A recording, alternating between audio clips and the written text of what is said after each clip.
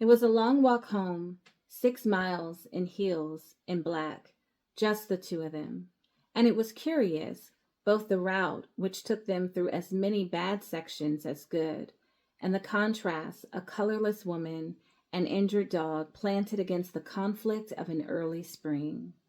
Everywhere they walked, even in the drabbest of neighborhoods, blooms poked their way up between sidewalk cracks and flower beds, shouting and boasting and calling attention to themselves, mingling their scents in hopes of creating complex perfumes.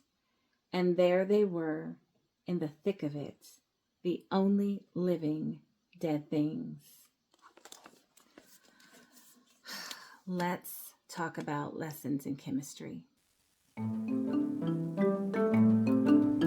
Hi everyone. I am so happy that you have joined me today. If you are new, welcome. If you've been with me before, welcome back. Today I'm so excited to be talking about the second book in January that I read, which is called Lessons in Chemistry by Bonnie Garmis. This book, you guys, as I was reading it, I was like, I cannot wait to be able to finish it so that I can come on and just share with you my thoughts about this book. And I know you all are probably like, wait a minute, Chantel, why have you not read this already? And I know that it hit like the literary world like a tsunami. There was so much buzz about this book, but somehow, you guys, it did not. The residual effects of that tsunami did not touch me. But I did listen to this book. I got the audio version of it when it first came out, I think. I listened to like the first couple of chapters, and it sounded so good that I was like, you know what, let me stop listening because I wanted to read it, hard copy book. So I ordered it, and I ordered this pretty hardcover book of it. And it came in, and when it came in, life was lifing, and I just never got to it. So when I decided that January was going to be the month where I'm either reading books that I bought but I never touched, or reading books that I started but I did not finish, I knew that this book was going to be on my list of books to read, and I'm so glad that I did it. It's been a great fun read. I finished it in a couple of days because it was a page turner and I just could not put it down. I didn't want to put it down, I will say that. So this is Garmis's debut novel. Let's just give a hands up for, I just think, a solid writing, piece of writing for a debut novel. I was really impressed with it. The story is about our fierce protagonist, our fierce one-of-a-kind protagonist, Elizabeth Zott, who is a scientist turned TV show host. And the story kind of has us on a journey to kind of see how Elizabeth Zott came to be where she is when we meet her soon after the book starts, which is as a television show host with a culinary show. And so I think that the story just does an amazing job with weaving together both a really interesting story. It's set in the 1960s, and you have a woman who is very fierce, audacious, intelligent, courageous, and brilliant. Some might even say, because she's all of those things, she's rude or uncaring. Maybe even today she might be said to be a little bit of a narcissist, if you can be a little bit of a narcissist, I don't know. But she just truly is a strong, one-of-a-kind character. And she does this very strong, one-of-a-kind character does bump up against very real and awful and common, right? It's so awful that it's common. Sexist incidents of sexism, and just all of the negative consequences that goes along with those things, both in her personal life and in her professional life.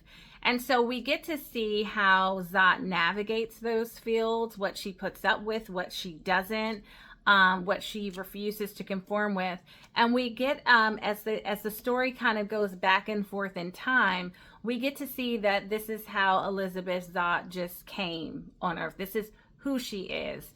She was, even as a child, like, protesting and standing up for things that just did not make sense to her. But I love the way that she's written, because the way that Garmus wrote her, it wasn't like she had an agenda. It was just in the sense that what felt right and wrong to her, like in her inside inner being, was very strong, and she was unapologetic about it. And everybody else in the world looked foolish and didn't make sense to her. So she was very much in tune with rightness and wrongness, with justice, what is just, what is unjust, what is smart, and what is just downright stupid. In my opinion, Elizabeth Zott is a badass. And I just appreciated having such a strong character on the page. Accompanying Elizabeth Zott is her partner in crime, her love interest, and also lead scientist, whose name is Calvin. And we meet Calvin. She meets Calvin because they work in the same lab together.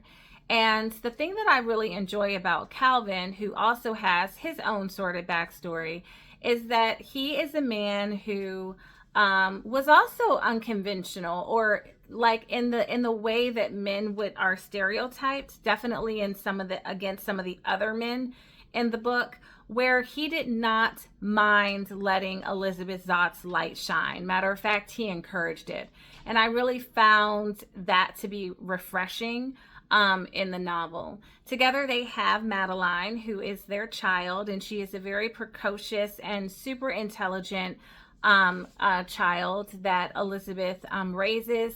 And there's also the family dog, 630, who is just one of my favorite characters in this book. He brings both warmth and he brings levity into the storyline as well.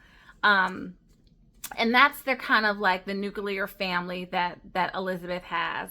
And then there's also a neighbor who becomes her confidant, her cheerleader, and a supporter of Elizabeth Zott, and Walter Pine, who is a boss that develops a friendship with Elizabeth.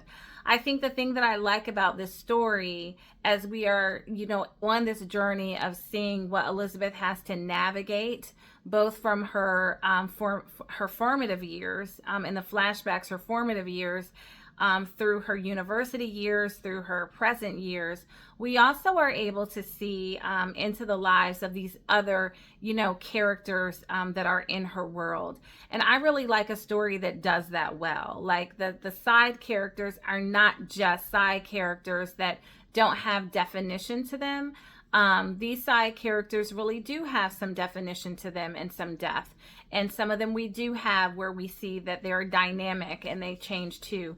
And I think one of the things that really ignites their change is because of their relationship with Elizabeth Zott. So we are able to see the Zott effect. We're able to see how her being able to stand up and just go against, and things that just are like, yeah, that's stupid, that doesn't make sense, how it also informs and it pulls out or switches on, I should say, that in other characters. And so I really did enjoy reading that and reading their plot lines as well, their subplot lines as well.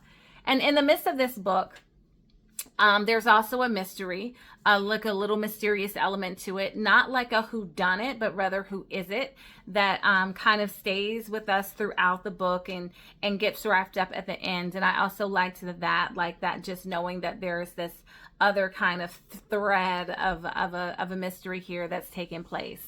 I'm gonna tell you all something. I really was smarter after reading this book. This book, I did take chemistry. Yes, it was a long time ago. But I'm like, wow, if chemistry were taught like the way in which she was approaching, how she approached it, gosh, I would have probably like retained a lot more than I did, or enjoyed it a lot more than I did. So I just also felt like just smarter after reading. It's like, oh yes, that makes sense. That makes sense. Oh, I remember that. So, it made me want to like go back and, do chemistry. No, it didn't make me want. No, I'm not going back and doing chemistry, but I did feel smarter after reading this book. The one of the things that I enjoyed about the book was its pacing. It does have a really good pacing. There's definite energy. So there weren't places that lagged to me or that I just thought was like unnecessary or went on too long. And I appreciated that. I also thought that the ending was within pace of the rest of the book. It didn't like get to the ending and then it was like, okay, I'm tired of writing, so let me just wrap this puppy on up. It didn't read like that as well, and so I also appreciated that. The narration style to this book is third person omniscient, and so that allows for us to kind of see everything that's going on and really kind of get into the perspectives of the different characters, which helps to tell the story in that unique way. And I think that really was especially helpful because at 6:30, it was really fun to just kind of have access to the thoughts of the dog, this super sweet dog. But I do know that there are some, definite critics regarding this book. One of the main things that I came across when I was reading reviews that I just wanted to discuss here was the fact that the characters seem to be unrealistic. Zot would not be as outspoken as she was in this book in the 1960s. Madeline, this little 4-year-old who, even if she is a genius and a super intelligent child, would not be able to do the academic gymnastics that she was able to do at 4 years old. And as trained and as wonderful and as intuitive as a dog is, a dog cannot learn how to be a scientist lab helper. And so it goes on and on. And so I think that I agree. I do agree that, the characters are written in ways that kind of define what's normal or what's realistic. But I actually liked that element of the book. I actually thought it really worked for the story that she wrote it like that. And I believe that that was like 100% intentional, because I don't think that she was trying to create like the every woman out of Elizabeth Zott. I do think that the characters were symbolic of what could be, right? Or what should be. In this book, you have this collision of just the harsh realities of the world, especially as the world relates to women. And that's coming right up against the beautiful possibilities of what should be for women and what could be for women and what it looks like when women decide to step into, those places that defy what is normal or what is acceptable. And also when men come along, women, and do that as well. And so I think, to me, I saw these characters, as symbolic, and I understood that these unrealistic ways in which they were presented, to me, felt like the fairy tale-ish element of the story that really worked. So yeah, you had like, the fairy tale meeting reality, and that's kind of like how I took in the book.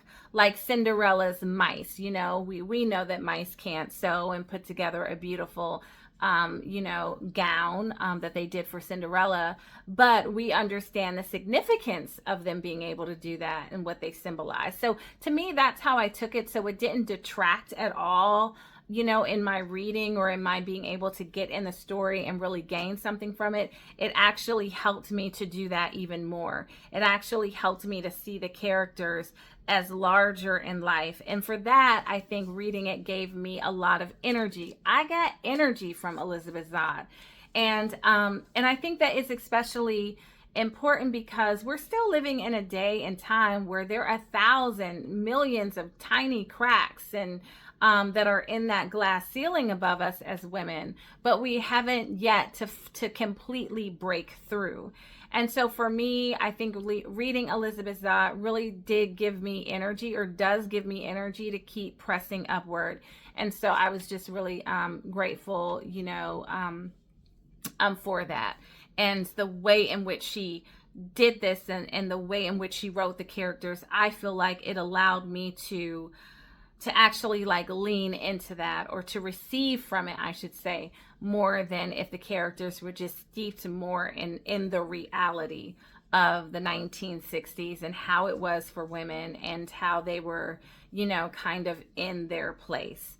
It's kind of like if I think about Ibsen's A Doll's House, and I think about Nora, who is this woman who was definitely written in an extremely realistic way.